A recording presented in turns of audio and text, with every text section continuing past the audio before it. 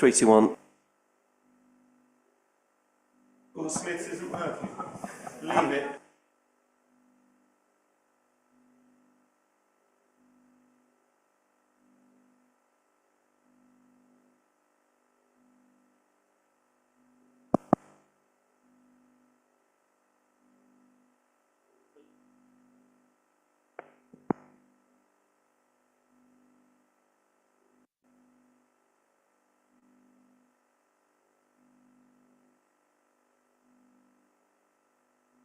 Three, two, one.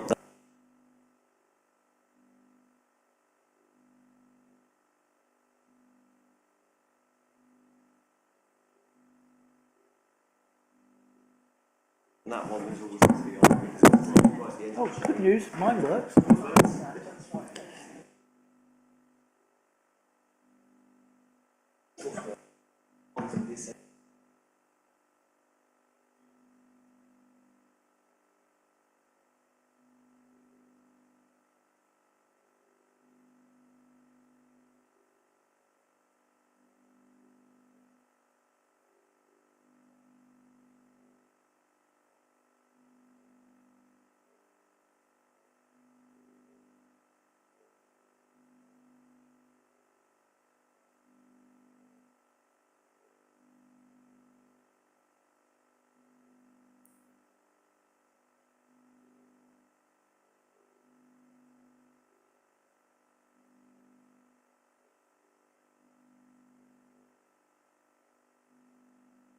Three, two, one, 3, 2, 1.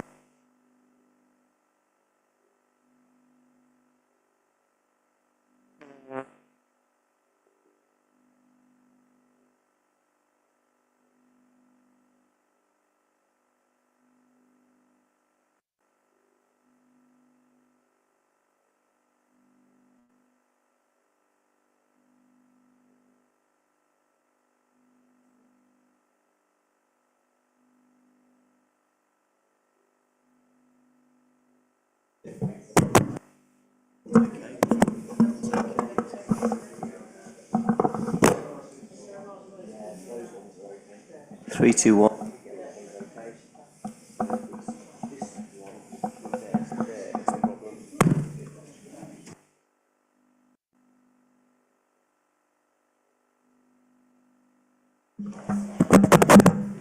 Good to go. I have sound. It's working.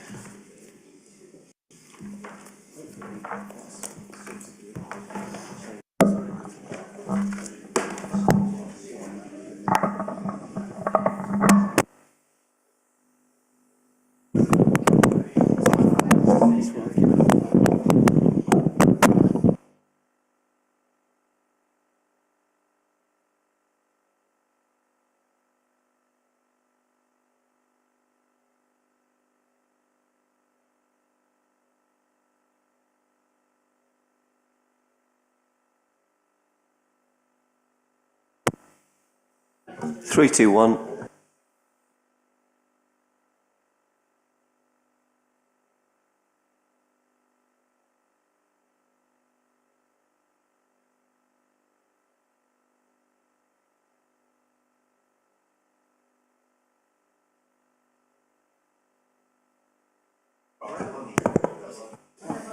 Do you want to just test your microphone? Just stick it on.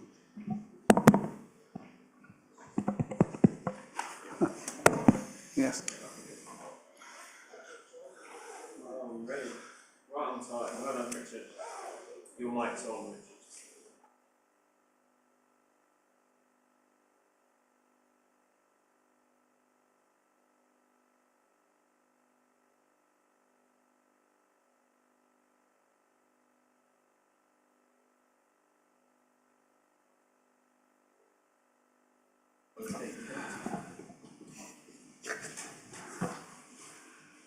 Good evening, everybody. Welcome, public councillors and those listening online. There's nothing else for the nation on tonight, so in the usual way of things, we'll stream past 8 and head towards 9 and onwards. But the room might be emptier, so we'll crack on. As usual, action in event of emergency, just run through this. There's no practice alarms planned for this evening, but if an alarm sounds, please evacuate the town hall. going down the main staircase or the back staircase to High Street, then to the car park behind the town hall into Rumbold Street. In the case of disturbance, which requires us to withdraw, we'll go to the Mayor's parlour using the doors behind me and then await advice. Right, so this meeting is being streamed live over the internet on the Council's YouTube channel and will be available to listen to afterwards. The use of mobile phones and other devices, including cameras, by visitors is welcome. You're requested to use them discreetly, not to disturb the meeting. I'll switch mine off in a second. To set them to silent and not use voice or camera flash functions. Speakers are reminded that microphones are to be used at all times. Let me introduce those listening online and present to the work of the Cabinet. The Cabinet's the main executive body of the Council. It's responsible for day-to-day decision-making on all Council services, makes recommendations to full Council on major policy issues and on the Council's budget. The Cabinet is made up of 7 councillors, each of whom is responsible for a particular range of services. I'll introduce myself and ask my colleagues to do likewise. We have, I know, one member not able to join us tonight of Cabinet on holiday, Councillor Andrea Luxford Vaughan. So let me go to my left and at the far left, Natalie, and then we go round. Councillor Natalie Summers, Portfolio Holder for Communities, Heritage and Public Protection. Councillor Paul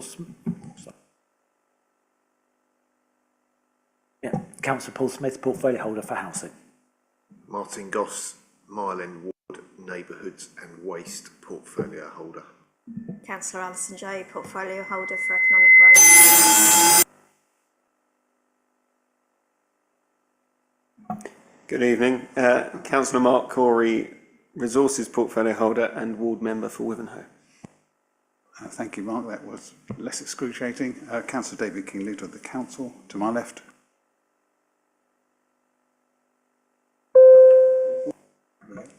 Good evening, Pam Donnelly, Chief Executive. Richard Clifford, Democratic Services Manager.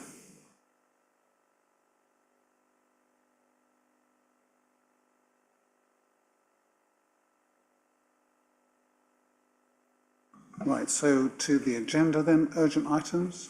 Richard. There are no urgent items, Chair. Item 3, declarations of interest. Cabinet members? None. Item 4, minutes of the last meeting, 5th of June 24. Cast you to approve them? Thank you. And then we're on to item 5, have your say. Richard.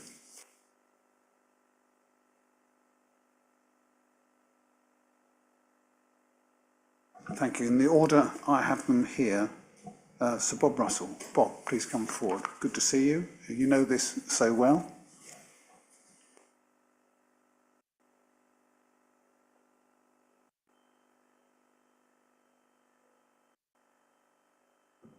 Thank you, Chairman. I wish to speak about the transfer of land, Balkan Gardens, to the North Essex Heritage. I refer to the report by Simon Thorpe, a copy of which I have here. I must at the outset declare an interest that I'm the patron of the Balkan Tower Trust. I'm speaking in a personal capacity, but I can tell you that the Balkan Tower Trust supports 100% everything that's being proposed by the North Essex Heritage for Jumbo, as do I. The Balkan Tower Trust predates the North Essex Heritage by many, many years, and we were the people who were successful in saving Jumbo at a time when council officers, backed by senior councillors, were all for seeing Jumbo handed over to property developers, disfigured, and you would not be having a Jumbo water tower now, which you were trying to save, because it would never become a Grade 2 listed, starred listed. That was because of the Balkan Tower Trust. The reason I'm speaking here tonight, Chairman, is I am concerned that the report prepared by Mr. Thorpe is not complete. And from the outset, I will say that the call-in date is incorrect. There's no such date as Friday the 18th of June this year. And I would suggest that the monitoring officer, as the council's senior legal officer, would say that any document that had the wrong date on it is not legally binding, and therefore I suggest that you might think it would be prudent to start the process again. But coming down to the executive summary, it says this is all to do with improving the public realm between the tower and the area outside the Mercury Theatre. That's fair enough. It sees the transfer of the pocket of land east of Bolton Gardens, the North Essex Heritage, the charitable trust now managing Jumbo Water Tower. And the reason for the recommendation, this is a gift of land of nearly £24,000. And Chairman, I have also here the letter that you signed off on the 16th February last year, 16 months ago, which sets it out. Seems a long time to get from February last year to June, July this year for it to progress. But the idea is to assemble land, maximising the impact of open space. But one of the reasons for doing this is to save on the annual maintenance costs, but the report is completely silent as to what those costs are. The report is silent on the fact there are 6 mature trees and rose beds there. So what happens to those mature trees? The report refers to Colchester being a modern city. No, it's not. We're a historic city. If you want a modern city, try Milton Keynes. Consultation, but what consultation has there been about the land in question? All the consultation has been about Jumbo. And a small fortune, £500,000, has been spent on paving Mercury Square, the land in front of the Mercury Theatre, yet round the corner you're prepared to give away land without knowing what the North Essex Heritage want to do with it. You signed the letter, Chairman. Perhaps you can tell us all, what are they going to do with this land? Thank you very much, Bob. So just try and work through some of those points, and if there's any I've missed, I'll come back to you after this meeting. So going back to the paper and the point of detail, which does matter that we get dates and call in correct, well, I'll ask for advice from the monitoring officer. I guess I would hope that he would say it's about materiality in terms of the date, but we'll have a look at that. In terms of the decision and past correspondence and our support for the Jumbo, we're actually, and for Jumbo and its future, we're in the same place. And I think that's, Bob, sometimes that's quite a rare thing, so I'm really pleased by that we are in the same place on this matter. And this is across party and reflecting a great deal of consultation about the future of that fine building. And I want to, on the record, I wasn't aware of the depth of your past service on this, but I know how much you invest yourself across the city in the issues that matter most to us all, including heritage. Thank you for that past role. Here we have, and I'm sure you've tracked it, a rolling programme, seen and unseen, of support to the Trust in the work that they're doing, and background support to those who are seeking to secure the kind of funding that will be needed for its future restoration, and to the extent it can be converted in line with their published aims, the restoration with the help of the Heritage Lottery Fund. Now we're part of the way into that process. So that's the context which I paint, because I think it's really important that we kind of remember what we're doing, where we're going, is to get this fine building into a position where it can be made accessible for today and for future generations, to secure the funding from others beyond the funding already made available through the town deal, to ensure that that's possible. That focus is on the structure. You can't divide that from the, and it is a pocket of land, you will know it well, but so do others, on which it sits. Now, the putting across of that land, not freehold, but leasehold, to the terms of the same period of time as the Trust has the building itself, is just a piece of common sense from our perspective. And I accept there's been an acknowledgement that that would save the council over time some upkeep costs, but to me that's not the primary purpose. The primary purpose is to align what we do with the future of that building. It's not for me to say that I know in detail, because I don't yet. The design and what can be funded and affordable lies ahead of us, but it's at least in the realms of possibility that we will have adjustments like lifts and accessibility, which will have to use that land. We will ensure that as part of the conditions for any transfer, that they have to take care of that space. Thank you. I'm told the call-in was 25th of June, but I prefer to sort of see that confirmed in front of me. So that's all I can say to you, Bob. It's in the stream of support for those who are bringing this great, iconic building into the new age in a way that preserves the best of it and opens it up to the public. And the transfer of the land on which it sits, which has been going through quite a process of talking to different bodies, is something which I think should be supportable. I'll stop there, Bob, see what you've got to say.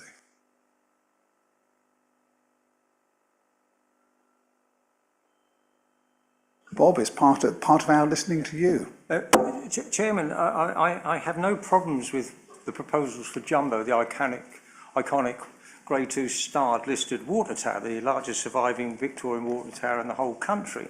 I'm not talking about that, I'm talking about the land, this public open space. And you haven't answered that, and nowhere in this decision does it talk about leasing. It says transfer the land, it doesn't say leasing it.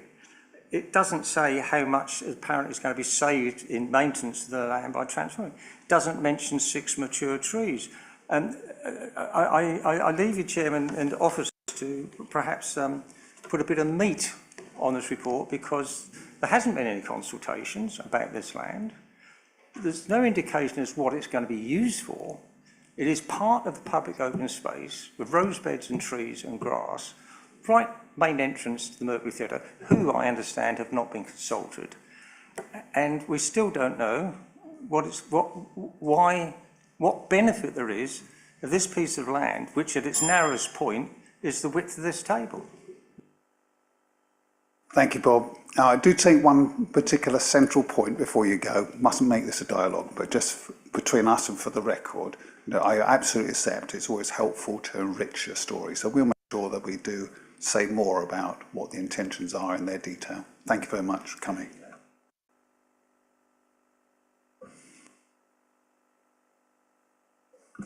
The Mayor. Leslie, please do come forward. Should we call you something honorific, he says?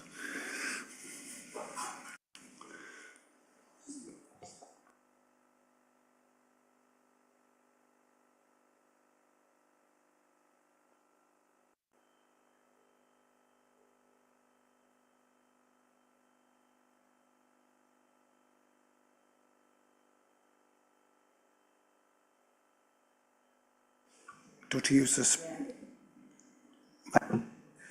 Good evening. As Mayor, I've come to realise the importance of the civic role and how it links with our neighbouring authorities, the garrison, the university, and different tiers of government. By attending the different civic events, bridges are built and strong links are formed. This assists Colchester City Council and the administration. This has a substantial value. The highlight of Colchester's civic calendar is the Oyster Feast. The Gazette last December reported that ticket prices were due to rise to £140 each. The Gazette also reported that the leader committed to talking to raising the issue with his colleagues, saying, "We have to make sure that what's already a very expensive event doesn't get so priced out that you're not able to access it." What was the outcome for this, please? Sadly, the views of the Mayor and the Deputy Mayor were not sought before the price increases were announced and had no input. Officers delivered the budgets that the administration asked for. I too have looked at ways of making savings, for example, changes to the venue, date and time, but to date I've not been able to identify any. I'm aware that due to escalating costs, many councillors who should attend representing their wards can no longer afford to do so. It is already priced so that they are not able to access it. It is also wrong to ask the Mayor's charities to use their charities' funds to pay for their ticket. They should attend anyway as a thank you for the work that they're already undertaking to contribute to Colchester's residents' well-being, supporting our communities and Colchester's economy. I look to Cabinet to help support those who should attend but have been priced out. As former Mayor Councillor Julie Young said, it does concern me that this will become quite an elite affair. I agree. I don't want the Oyster Feast to be seen by residents as just a feast, bit of gluttony, but actually to be known for the benefits it brings to the city by networking and keeping culture's profile raised. Is creating an elite event something that Cabinet wishes to be remembered for? Thank you. Thank you. I'll go to Councillor Smith and see if there's any other remarks as well, because we'll do this in a reflective way. So first of all, thank you for bringing this to us, ensuring that therefore there is an airing publicly. And you're right to recall past conversations which a number of us have had about the absolute importance. And we watch the number of members who can go to anything with cost or without cost, and see that it's a challenge. Many work. It's worth remembering that, and those who don't have other obligations. So we have a challenge already in getting members into that role. That's a civic and representational role, which I'm absolutely clear from all the things I try to do for the council alongside others really matters. The glue of a community, and a civic glue, has an important part to play, but there's also the challenge of doing so in a way that is seen to be justifiable to the public. So look, my take is still as before. It's important that we support a variety of events. Some will be without cost or very little cost, and some will have one.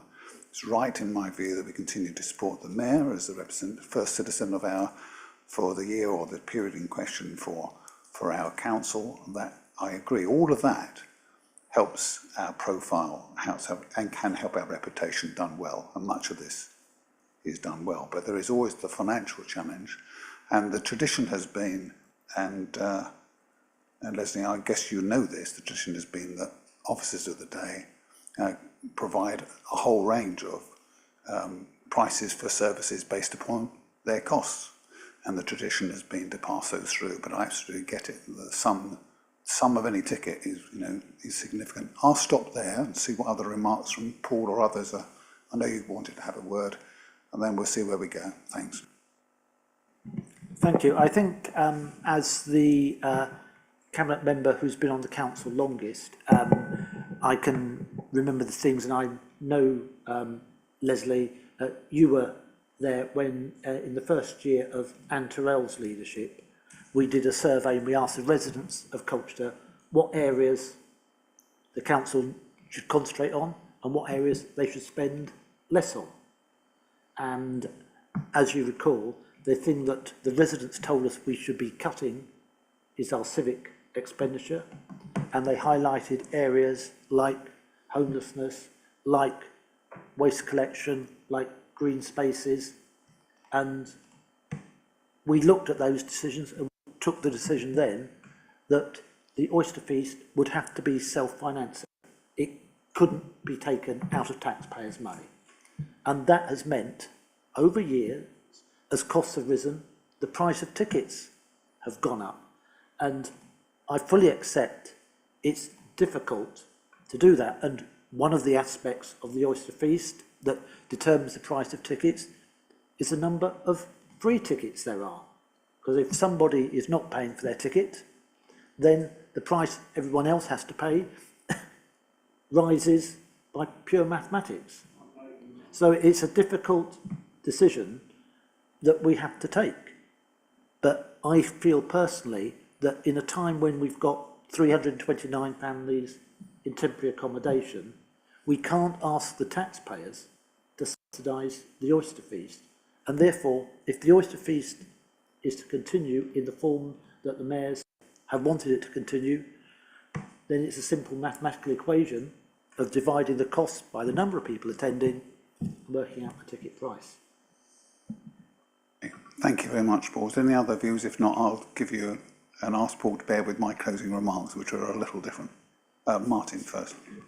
Yeah, I think I've been a councillor for 16 years and I've knocked thousands of doors across this city and many thousands in the last 6 weeks. and I don't think the oyster feast has ever come up once from any resident as an issue or as a requirement or anything else. And I've never actually been in my 16 years either. Personally, it's not maybe something that really is in my social calendar. But I do agree with Paul. I think it's very difficult to justify spending any amount of money. And I do remember reading Gazette comments year on year, and we know there can be some quite vociferous people. And the comment is, oh, lording it up at the taxpayer's expense. So even though everybody actually does pay the ticket or it's self-funding, there's still a reputational piece of damage to this council every year where people see pictures of the feast and they think that their taxpayers' money, their council tax or their direct taxation to government is paying for the oyster feast, which clearly it's not. But that's what people think. So I think it would not be prudent or efficient or effective at this time, or possibly any time, to put taxpayers' money into it, I'm afraid, because I just think there's too many other issues that we've got to fund, and I think homelessness, you know, is a huge priority in cost of living. I think maybe what it needs is a review as to what we actually do, and I know, for instance, that another political party does their own version of the oyster feast with fish and chips in Beerchurch, which features in the paper every year, and therefore, if costs keep going up and it actually becomes unsustainable, then I think a complete review of actually what we do and why we do it and how we deliver it needs to happen, because it is going to become unaffordable for many, and therefore you need to go back to basics and actually look at why we're holding it, what benefit it is to Colchester, what benefit it is to the people that are attending, and deliver it in a very different way, in the same way that we've had to review services and deliver them in a different way. So I think that would be my take on it. It's important, but stacked up and with views of residents, which is ultimately what we're here to do and represent, sometimes with some quite difficult decisions, this definitely would not go down well with the public, I think, at this stage, particularly when we've got millions of pounds of further cost savings, job losses, changes to the way we deliver services at this time. That's my take on it. Right, thank you. Well, we'll stop there and I'll close. So look, Leslie, from my perspective, and this is what I will take away, it is absolutely right that you as Mayor bring to Cabinet, privately or publicly, concerns you have about your ability to conduct the role in the way we should like, and your sense of what's right, which I know would include the ability for people to go to such an event, as it is part of the civic calendar. And I have a slightly different view to my colleagues, but it's only by a yard, not a mile. And we have to be careful about reputationally about how we do things and where we put public money, and that's why there's so little that's actually provided apart from a free cup of coffee.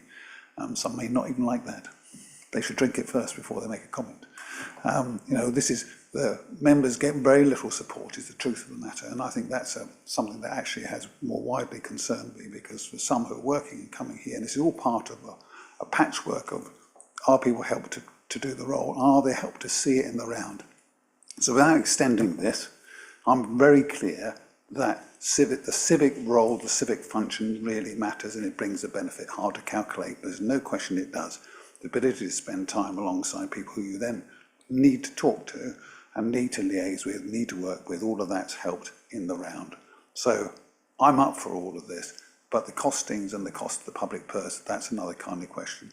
So what I would like to do, because we're not going to get into pounds and pence here, are we, around the table, is to take away the concern you have and look at how we are addressing in the round, and it is a small allowance, the allowance and the way in which we run our civic function. Happy to take that offline rather than do that here. There may be some marginal changes we can do. I know that the office have been helpful to those who want to come but can't pay one lump sum. So this is not, this is understandable that to give some help and support in that kind of way, staging a payment, for example. There's, by tradition, been some discretion in the margins, I think, around the invitees. All of that we can have a look at. But I guess that's all I can say to you. Thank you. So I can come back with my other minute then. Thank you, David. I started off by saying I now understand the importance of the civic role and how it works and how we build bridges and create relationships. I also said that I had looked at ways of changing it because, to be honest, it was a bit of a fait accompli, and it's my face that's out there as leading the Oyster Feast, and I had absolutely no input at all. I have thought, I've looked at times, I've looked at dates, changing it, I was up for all that, and it's come back, no, you can't. So I'm now asking, that could I respectfully suggest that tickets are allocated for the Mayor's Charity Committee for each of the members plus guests? I also suggest that we show our appreciation to our staff colleagues who have seen us through our budget constraints, making less do more, by holding a ballot for tickets for themselves plus guests as a way of saying thank you. What numbers would you suggest? It would also be sensible to allow councillors who would like to attend to fulfil their duties, but they too, as are many residents, suffering from the cost of living impacts. This could be awarded at the Mayor's discretion. This would have a minor impact on the council's overall budget. Just gone over time, Leslie, if you could bring it to a close. Okay, I'll just say it's going to have a significant impact to showcase the amazing work that's been done for all our communities. Thank you, Leslie. I'm very happy to be supportive of a conversation, including the points you've raised. As I say, I think that's more appropriate offline than here, but thank you for bringing the issue to our attention. The third Have Your Say speaker for tonight is Jocelyn Law, Councillor Jocelyn Law. Jocelyn can't join us tonight. She's got a really good family event to go to. I'm really pleased for her. But we have a statement and we have a response. Councillor Alison Jay. Oh, please, I beg your pardon. Let's do that first, shall we? Yeah. Thank you. Thank you, Chair. Yeah, this is a statement from Councillor Jocelyn Law. Colchester, like other cities and towns, has seen an increase in residents aged 65 and over. Colchester has seen an increase in residents in this age group of 25.6% in the period between 2021 and the previous census. We should celebrate the fact that people are living and staying active longer. However, this can also bring challenges. Age UK analysis in 2021 estimated that 42% of over 75s are digitally excluded. This can stem from lack of confidence in using digital devices, low income, or a combination of both. As more services, including those at our council, are delivered online, older, digitally excluded residents are at a real disadvantage. Like other councillors, I am concerned at the difficulties such residents face when trying to access some of our council services, where the emphasis can be on access via online application systems or forms. I know that the council undertakes valuable work in strengthening inclusion in our communities and helping raise the importance of being dementia-friendly, for example. I have assisted older residents who feel frustrated and excluded when trying to access council services. There can be an assumption that these people will have someone on hand to help them. That's not always the case. Like other councillors, I do encourage such residents to access digital skills sessions, but they can be real difficulties for older, vulnerable residents in an urgent crisis who may struggle to access council services. Is there a strategy in place to assess and monitor the impact of the Digital First strategy on older, digitally excluded residents and to identify measures to assist this group of residents? If not, can this be addressed as a matter of urgency? And that's the end of the statement, Chair. Thank you very much indeed, Alison. Councillor Law, thank you for your inquiry. The cohort of those residents who aren't able to use IT is decreasing, but as a council we're very aware of those that either find it difficult or can't access it, and we need to support them. It's not just those of 65 plus, but those of a wider group who can't access or don't have the skills. We aim to be inclusive, and despite being during transformation focusing on digital first and allowing self-help and ease of use through online services, it does give us time so that focus from our teams can be on those who need extra support. In the last 12 months, we've had a new customer contact system. I've seen it in operation in the customer services team. The digital potential is huge, but we do understand that not everybody can access it. There's therefore still an emphasis through our contact teams on phone lines. Phone lines are covered Monday to Friday by a team of well-trained and very helpful experts who are now helping a one-stop shop, which means they're trying to deal with all activities in one call so that people aren't kept waiting. The digital options by many customers obviously reduces times for those who are contacting us by phone and are in need of that extra support. We also have a visually impaired line, a language line, and we operate out of Greenstead local housing offices 2 days a week, face-to-face, for anyone requiring further support. All these services can be accessed by contacting our advisors. We also consider impact when introducing new services. The garden waste paid for service, the majority of sign-ups were done online. However, we created a new telephone line for those who wish to sign up over the phone. This ended up being a very popular choice. When making any changes to our service, we complete an EQIA to ensure that we cover all bases and any impacts on protected characteristics are mitigated as far as possible. The Digital Access Support Team, hosted by Colchester City Council and funded through the Health Alliance working across North East Essex, the primary aim of the team there is to support our communities and residents and help address the digital divide. We have a team of skilled staff delivering a range of projects.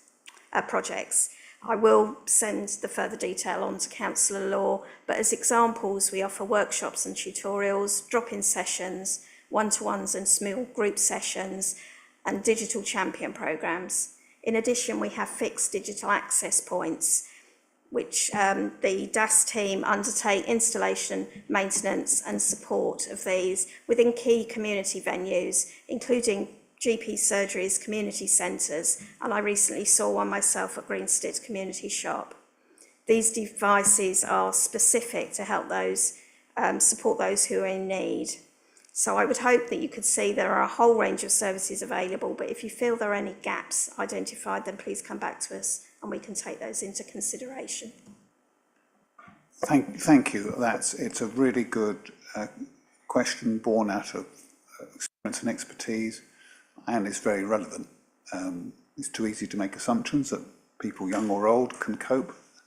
But I think there's a really central point we were discussing earlier, which is worth reinforcing, which is that our focus on digital not only helps us be more efficient and effective and provide a better service. You can fill in your forms at midnight if you want to, but it allows us to, by being efficient and effective, provide a quality service, which includes face-to-face or other forms of support.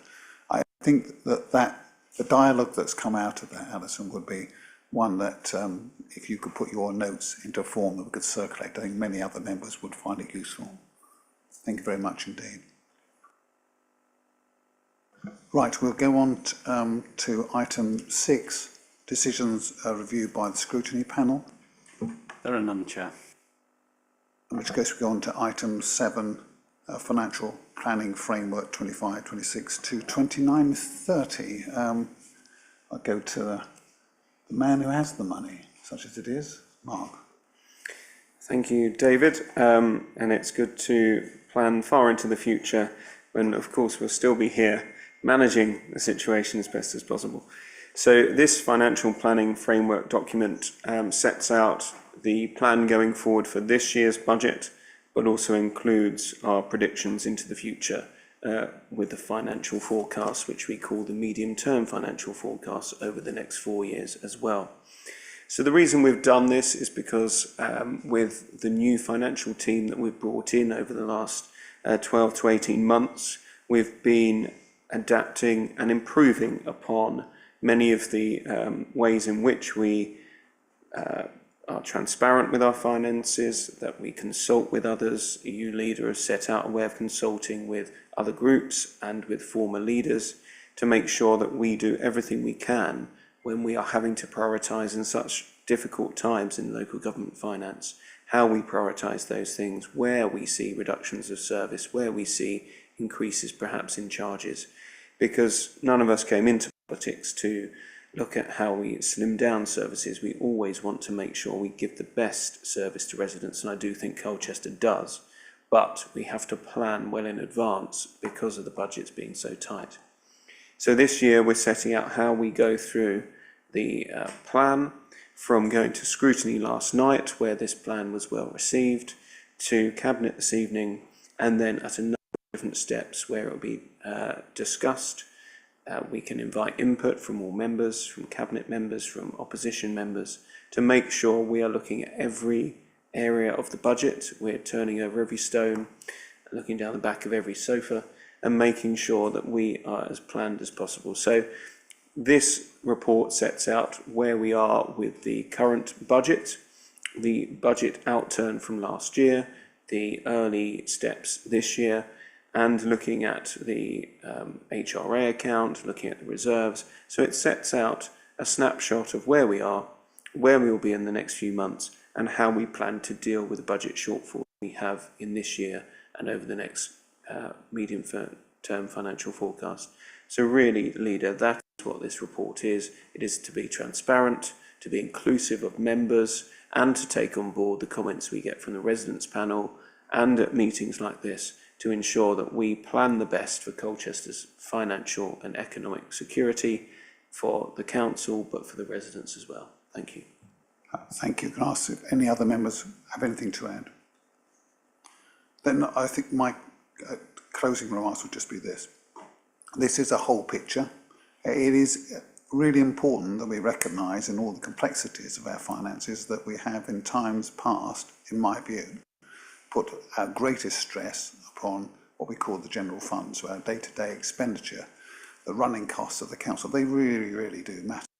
We've not always, in my view, given the attention we need to pay to capital and to the housing revenue account, which covers the 6,000 or so houses, the ins and outs of rent and spend, and in the environment we're in of cost of regulation and raising the standards of those buildings, and set that alongside reserves, risks and viability. So I guess the promise to the public and to members that this holds and sets out to be expanded upon over the coming year is about that richer picture of the sum of all our incomes, expenditures, risks and liabilities in a way to give assurance. And that's particularly important to me and to us. And it should matter to everybody, given so many councils have gone off a cliff. We are, I repeat again, not doing that. This paper should again, independently written by our Section 151 officers, should give that kind of level of assurance and the transparency of the process, some comfort that there's opportunities for the kind of conversations that Councillor Corey has just walked us through. It's been welcomed by the scrutiny last night, and it's been welcomed informally by other members, and that's really good to see. There's one last thing to say, that this forward framework brings forward our discussion and decision making. So rather than have a run to budget decision, which some of us will remember was down to the last days, we want that conversation to be had this side of next year, so that we're going to have that frank scrutiny, we'll have that frank conversation, test the alternatives where they exist, as we will through the housing revenue account conversations, which Councillor Smith will be so deeply involved in over the coming months. So I think it's about raising our game in a way that we absolutely need to in tough times. Thank you. Are we content to so agree? Agreed. In which case, Councillor Corey, Martin, I beg your I pardon. was just going to say, can we just make sure that we properly go through 2.1 and 2.2, because Andrew Weavers always does make sure that he reads out what we're agreeing, and we haven't done that. Can we just make sure we've done that for the record? That is absolutely fine. That was clearly implicit, but that's absolutely fine. So for the record, the recommended decisions to note the backdrop to the financial planning process for 25-26 to 29-30, and to agree the proposed approach to financial planning for that period, including the reporting and governance timetable summarised in Appendix A. Thank you all very much. I'd like a bit of discipline. Thank you very much. Councillor Goss for helping us with that. Right, let's go back to Councillor Corey and on to the next item, which is around governance and audit and external audit. Thank you, Leader. So this is a recommendation following a discussion at the Governance and Audit Committee, which I was listening into, and you were there present. And we had a representative from KPMG discussing the audit going forwards in the future. So there's a number of discussions around where we are with our current audit and the reasons why that is delayed and the market delays within the sector of auditing. So what we have been asked to do is provide an update report on the work that has been carried out by the current audit contractor, BDO, to sort of investigate where they're up to, and then to plan for the consequences of disclaimed accounts that would then be provided back to the Governance Committee.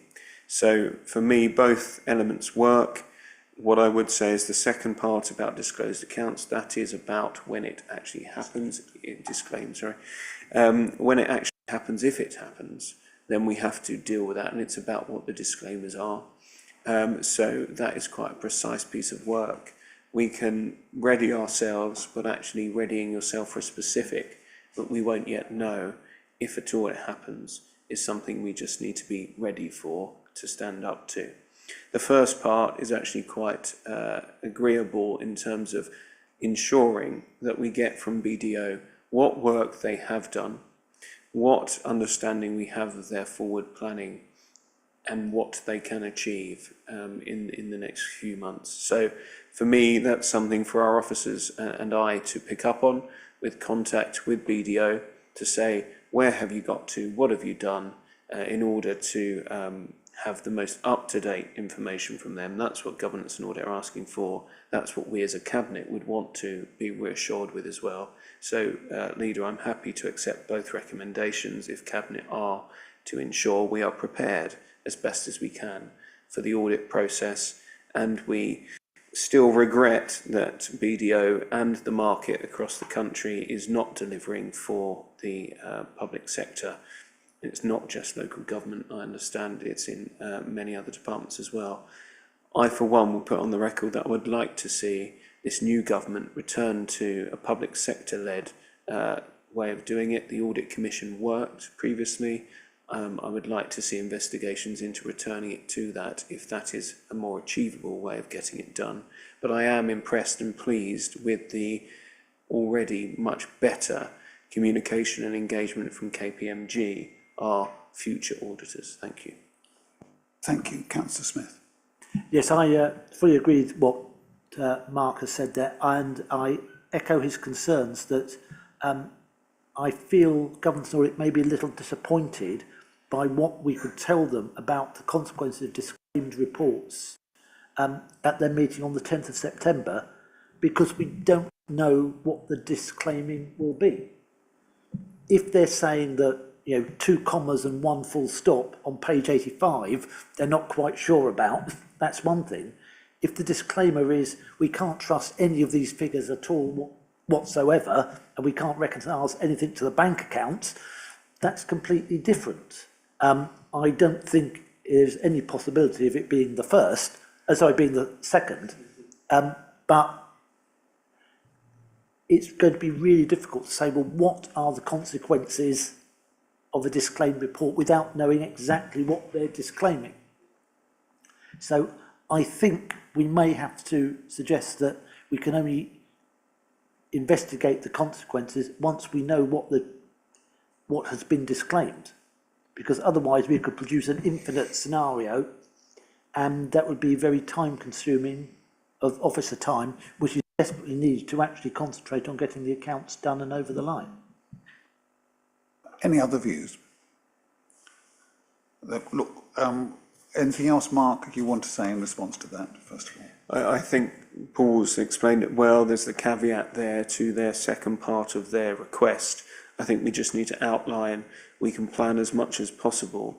We can be ready to address any disclaimed parts of the accounts, but as Paul says, we are not going to scenario 100 different options that could occur. but we could offer an example of what might occur and just explain how we will be ready. But that is as far as we will go. So I think Paul's comments are right. I think most of governance and audit understand that, but we just need to rehearse where we would be and how quickly we could address any matter and look at an example scenario as probably the best we can offer.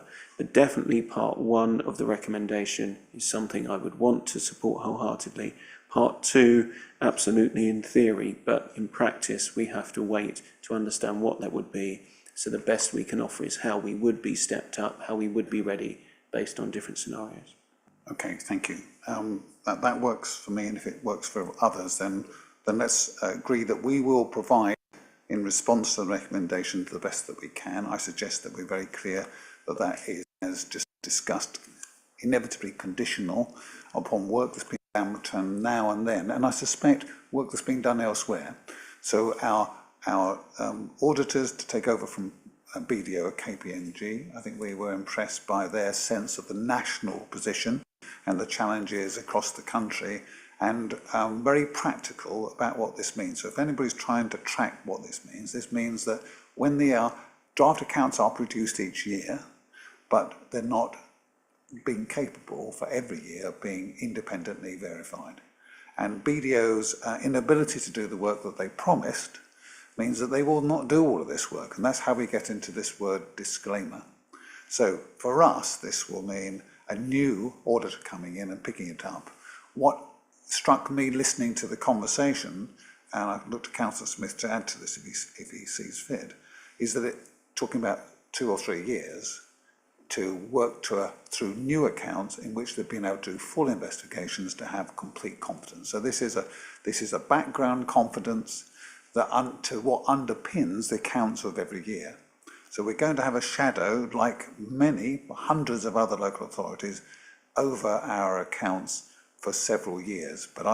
So it's absolutely important that we understand what that shadow is, what those reservations are, and we have the national context. And I think that would be the national context, the independent view of that, and how Colchester sits relative to this, I think will be helpful. So I welcome what has been asked of us to at governance and audit. If we're agreed, we'll respond as fully as I've just described and we just discussed. Is that acceptable? Thank you. Yes, I mean, I think on 864, the draft statement accounts from the April meeting, the resolution, the request there was that the Cabinet understood the need for the consequences of disclosed accounts to be investigated and planned for. That seems to me to be a much more sensible approach than to ask for a report on what the potential consequences might be of what the disclaimer was. And there's perhaps a little conflict between the two. It's a shame that some of the councillors who put forward this were not here this evening to clarify exactly what they meant. Thank you, I take that. But I think we are. Richard, please. Chair, I wonder if I could just suggest an addition to the wording. Please do. So perhaps if after where it says plan for the consequences of disclaimed accounts, if we added in as far as was practical on the basis of the information available at the time, we provided to the Governance and Audit Committee. Thank you. Content with that? Thank you very much indeed. There's something for the record, and for those, and there will be people who do listen and follow us, we need to make very clear again, which is we do not have any history of any material shortfalls in our accounts. There is no suggestion that anything we're doing at this time in the last few years under different administrations should lead to a material concern. So we've got huge challenges, there's no question.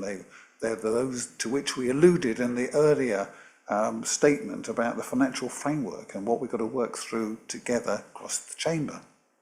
But we need to be really clear for the record so we don't get a conflation between disclaimed accounts and the reality that we have is that we have a very sound accounting background and track record. You know, we are not, with every respect to them, like Thurrock or others who've become far too mortally extended.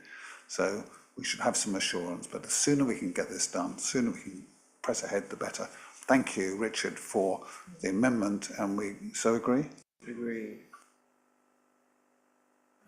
Right, then we're on to item 8.1, the Housing Ombudsman report, and I'll go to Councillor Paul Smith. Paul. Thank you very much, Leader. It's never good to have a finding of maladministration against the council, but what it does do is highlight weaknesses in the system. Weaknesses which have been happening up and down across the country. Social housing providers have had a massive increase in the number of findings against them by the Ombudsman, as the Ombudsman has quite clearly been seeking to raise the standards. It's quite right that the Ombudsman should raise the standards, and in doing so, there's going to be cases, historic cases, where we and other providers will not be meeting the Ombudsman's new standards. And this, sadly, is one of the cases. I'm pleased to say that all the Ombudsman's findings have been complied with. However, we have also learnt the lessons, and there clearly were questions here that we were not good enough at responding to inquiries. As the Ombudsman quite clearly points out, the landlord's record keeping around repairs was poor. Had that record keeping been better, there may have been clearer indications to why it took so long to fix these repairs. We were not proactive in dealing with the matters, and those are issues which Colchester Borough Homes are seeking to address, and will work very hard to ensure that in the future we learn from these errors. I suspect there will be other findings from the Ombudsman coming through on a historic basis. However, each of these is an opportunity to learn and to improve. And I would note that we did, in this particular case, already agree a large part of the compensation that the Ombudsman had agreed. However, he awarded additional compensation because our complaints processing procedures were not up to standard. And that is quite clear from what's in here. So I hope this will be a situation where lessons will be learned, and going forward we will not be seeing repetitions of these particular instances. And I can only apologise to the tenant in particular for how long it took to sort this particular matter out. When we don't make the required standards, it's right we're held to account. Thank you. Cabinet members, anybody else like to talk to this?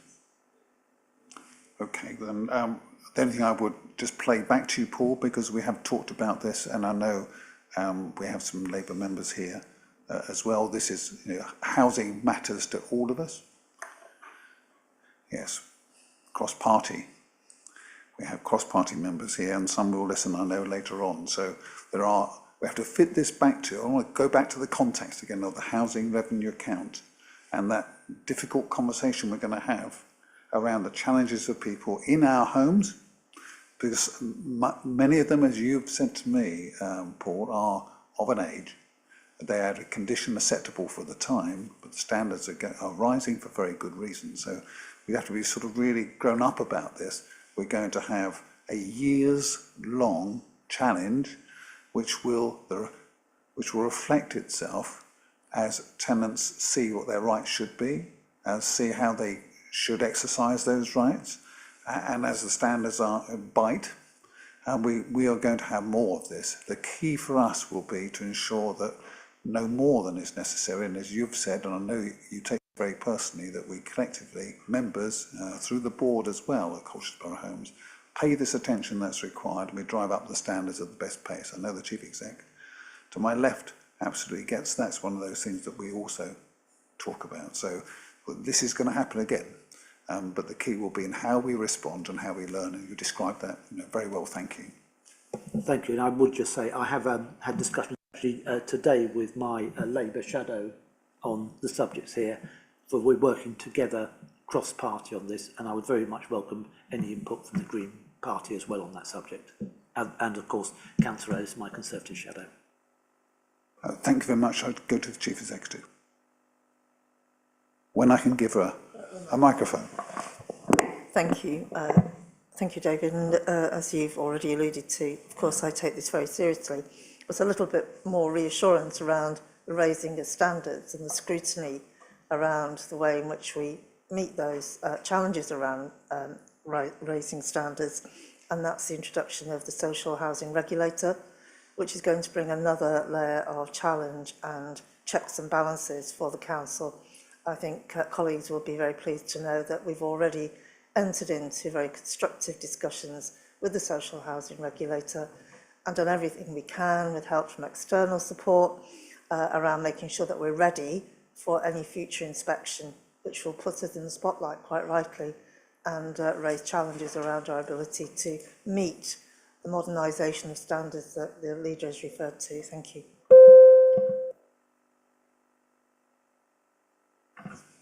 Cabinet then, as enjoined by Councillor Goss.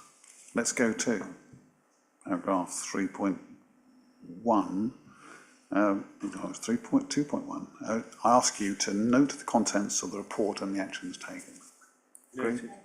Thank you very much.